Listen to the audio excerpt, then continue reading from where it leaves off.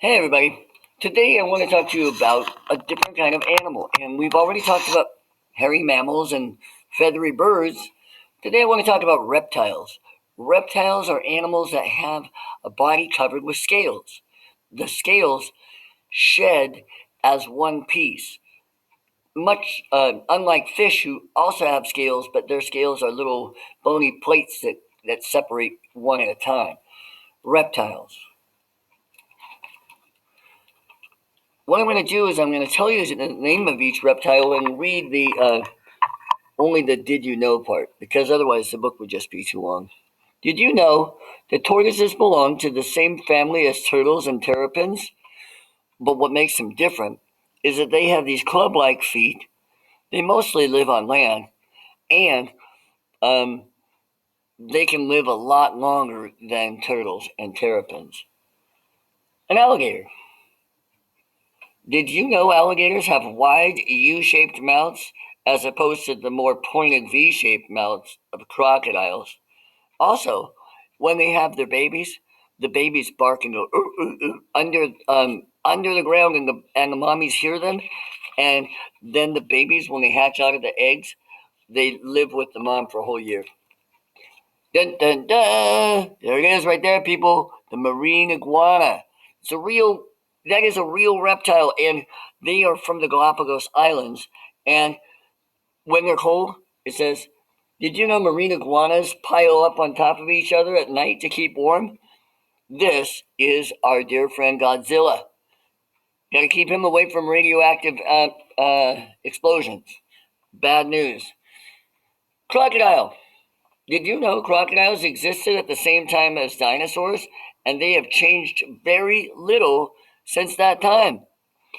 There were some crocodiles, though, that were really big. Dun, dun, dun. Oh, I wanted to tell you the saltwater crocodile. One thing that's really cool about it, it never stops growing. So if it lives for, I don't know, 30 years, it could get more than 20 feet long. That's really a big animal. The corn snake. Did you know that one good meal will last a corn snake for 2 or more days? Corn snakes are often had people often have them as pets. Hey, look, it's the red-eared slider.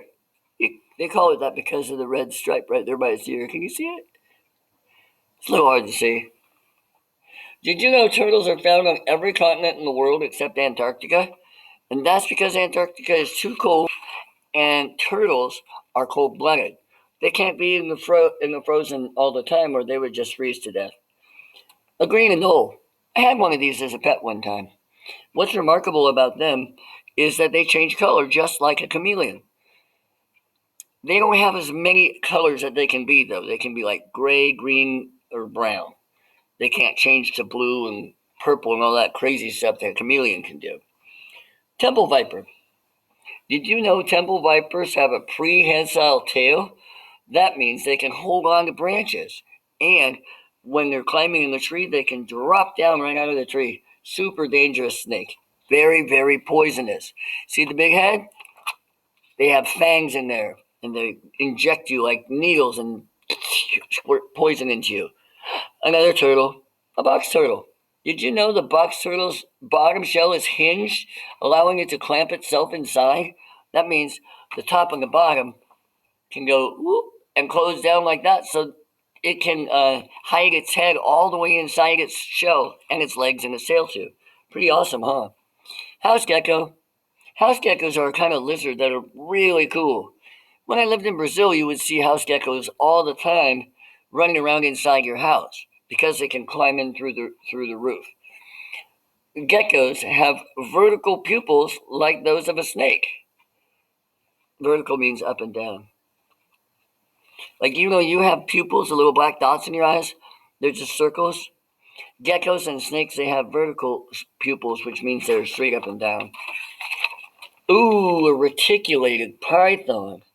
Now, what I like about reticulated means divided or marked. It means it's cut. Looks like it's in pieces.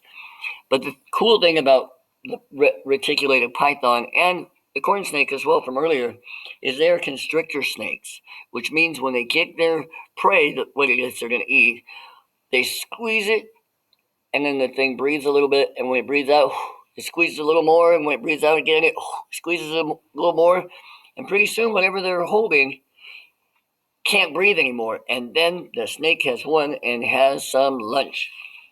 Some people say that's sad, but I just say, oh, that's nature. Everybody's got to eat.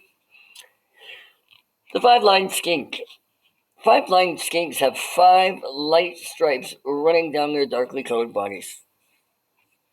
Now, if you didn't notice it, five-lined skinks look quite a bit like lizards, and they are lizards, but they're different kinds of lizards, so that one they call it a five-lined skink. A snapping turtle. Whoa. Couple interesting things about the snapping turtle. One is it has a very long body. Its head sticks way out away from its body, and its tail can be almost as long as its body. The other thing that's really bad about the snapping turtle, they're also called thunder turtles, because if they grab you, they're not going to let go. No, you're not letting go. Rattlesnake. Like all snakes, rattlesnakes shed their skin. But one thing that's different about a rattlesnake is every time it molts, that means sheds its skin, it leaves one more ring on the end of its tail, and those rings are kind of loose, and they go shh. And when it is angry or excited, a rattlesnake will rattle its tail, and then if you hear that while you're out hiking, just avoid it. They're beautiful animals, but they're very poisonous. Chameleon. Oh, yeah. Now, here it looks kind of like a boring little animal, but if you watch the video today, you'll see the chameleons can actually change their colors and quite a bit. I just watched a thing on YouTube about how they do it, and it is amazing. It turns out that they have little crystals in each of the cells on their skin, and they squeeze them and they get closer together, and that makes some light reflect and some light absorb, or they relax them, and it makes different colors of light relax and absorb. So even though it sounds really tricky, it's not. And it's just one of nature's amazing tricks. The gopher snake. Now, this is a very unusual looking gopher snake. Now, I've caught many, many gopher snakes in my life. They're very common here in Nipomo. I've caught a whole bunch of them. Usually they look a little more like that guy, darker, because they like to blend in with where they're from. See, this one has lighter soil. They don't change colors, though. A Gila monster, also called a beaded lizard. And did you know Gila monsters hibernate while living off the stored fat in their cells? And that's because they live in the desert. And people think of the desert as hot, but in the wintertime, the desert can be super cold. And cold-blooded animals do not like the cold at all. A boa constrictor. And right as the name suggests, a boa constrictor is a constricting snake, which means it squeezes their prey. And the last one, another favorite of mine, the horned toad. We call them horny toads. When I was a kid, I used to catch horny toads, and I just read this description of them. And one of the things that it doesn't say, it does say they can squirt. Some of them can squirt blood from their eyeballs to scare you away. It's scary, believe me. But the coolest thing about horny toads is if you don't catch them right away, you'll never catch them. And it's not because they're super fast. It's because they shake their bodies like this, and they bury themselves straight down in the sand, and then they run away under the sand, and you'll never find them. I know, because I tried to catch lots and lots of them, and I did catch some, but those horny toads are super cool and sneaky.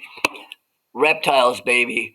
Some of the coolest animals on our beautiful planet. Appreciate them. Love them. They might not love you back, though.